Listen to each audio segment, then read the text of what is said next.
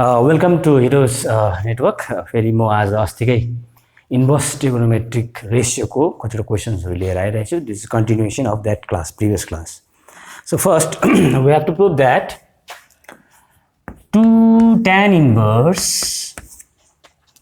under root of a minus b upon a plus b into tan x by 2 is equal to cos inverse a cos x plus b upon a plus b cos x.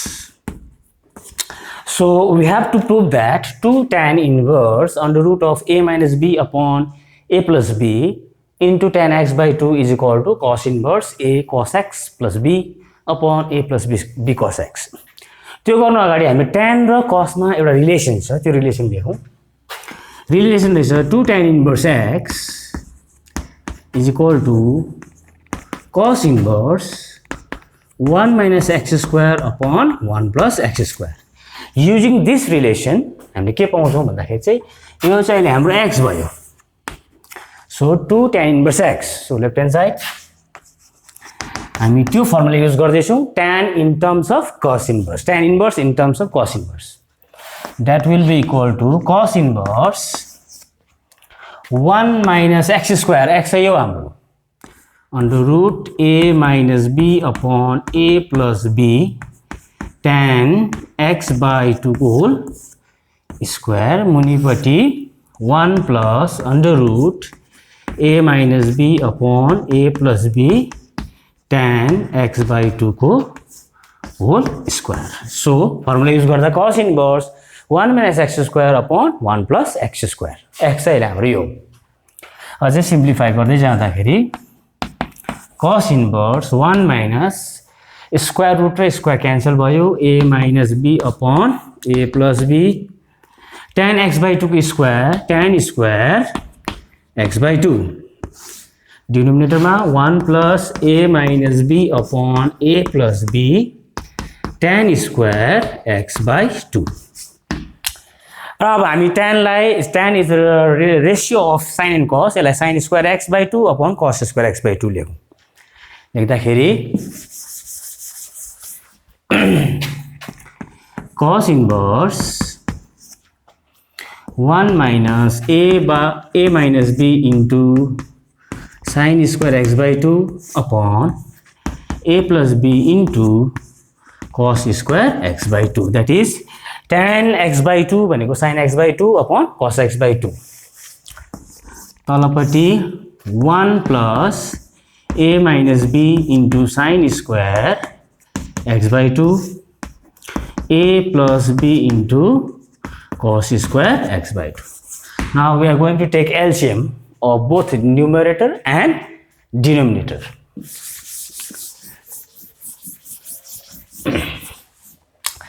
LCM निकाल्दाखेरि cos inverse LCM भयो a plus b cos square x by 2, यहाँ जान्छ a plus b cos square x by 2 minus a minus b sin square x by 2.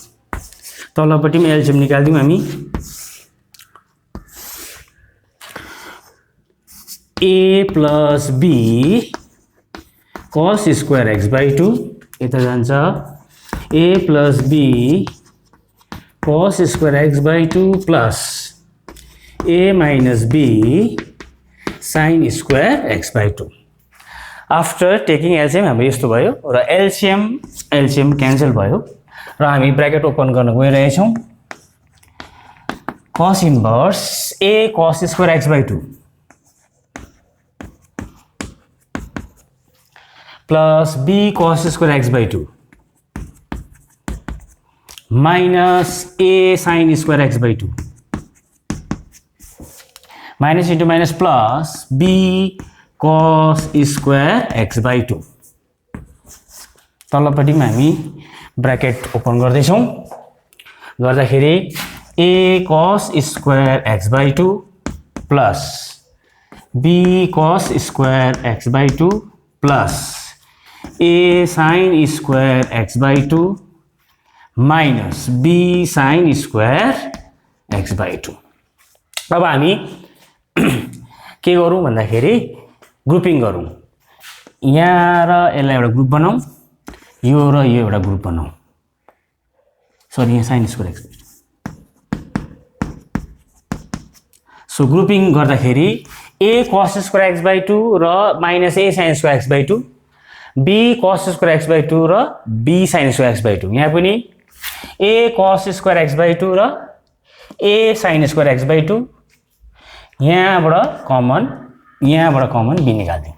So grouping गरिसक्दा हाम्रोमा आयो cos inverse, यहाँ common छ हाम्रो a common निकाल्दा भित्र बस्छ cos square x by 2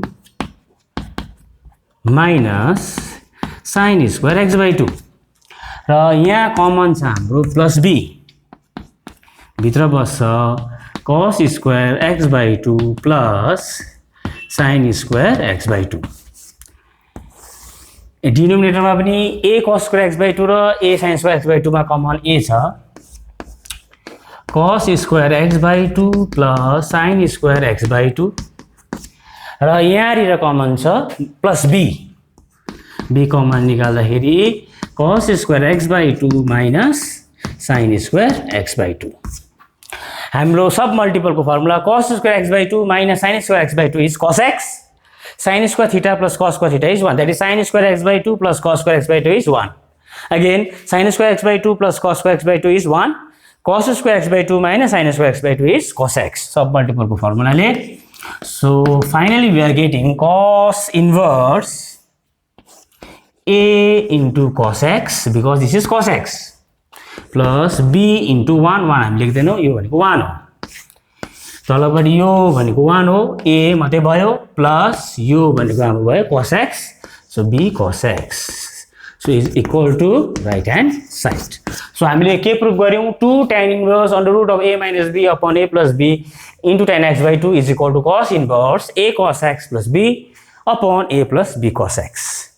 So number 2 question, prove that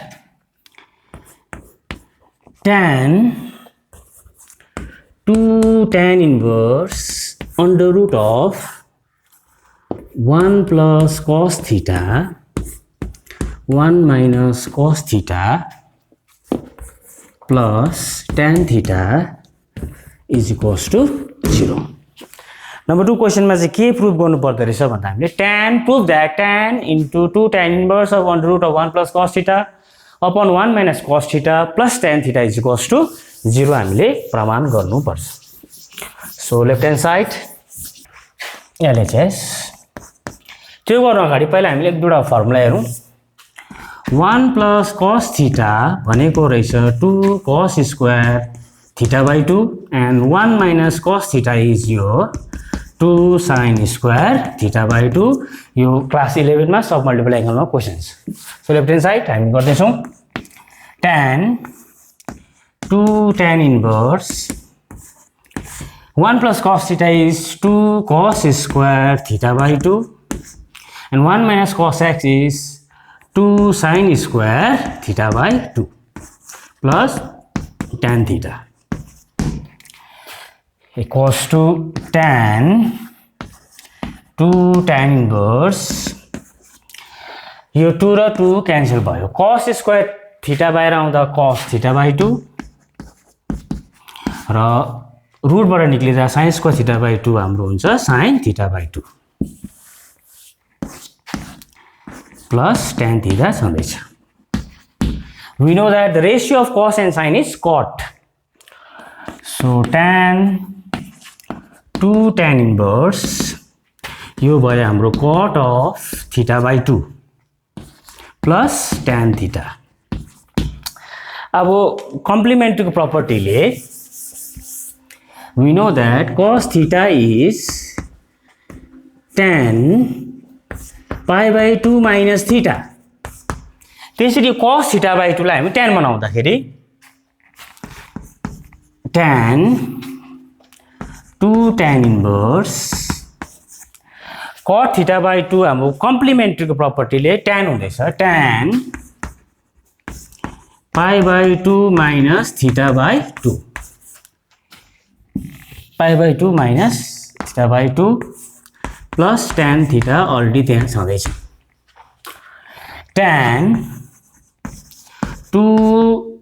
tan inverse of tan theta is theta tan inverse of tan theta यो प्रपर्टीले tan inverse of tan theta is equals to theta यहाँ theta चाहिँ pi by 2 minus theta by 2 so tan inverse of tan theta is theta theta is pi by 2 minus theta by 2 plus tan theta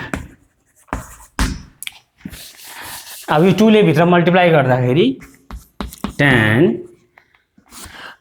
2 र 2 काटेर पाइ भयो त्यहाँ 2 र 2 काटेर theta भयो प्लस tan थीटा यो कुन क्वाड्रेन्टमा आयो second quadrant tan is negative so tan pi minus theta tan that is tan 180 minus theta is minus tan theta second क्वाड्रेन्टमा tan negative plus tan theta so plus र minus cancel भएर is equals to 0 is equals to right hand side.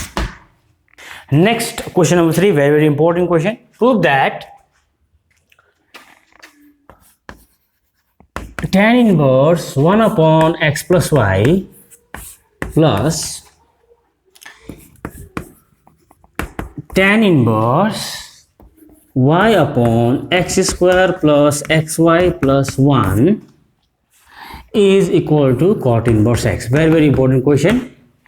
Prove that tan inverse 1 upon x plus y plus tan inverse y upon x square plus xy plus 1 is equals to cot inverse x.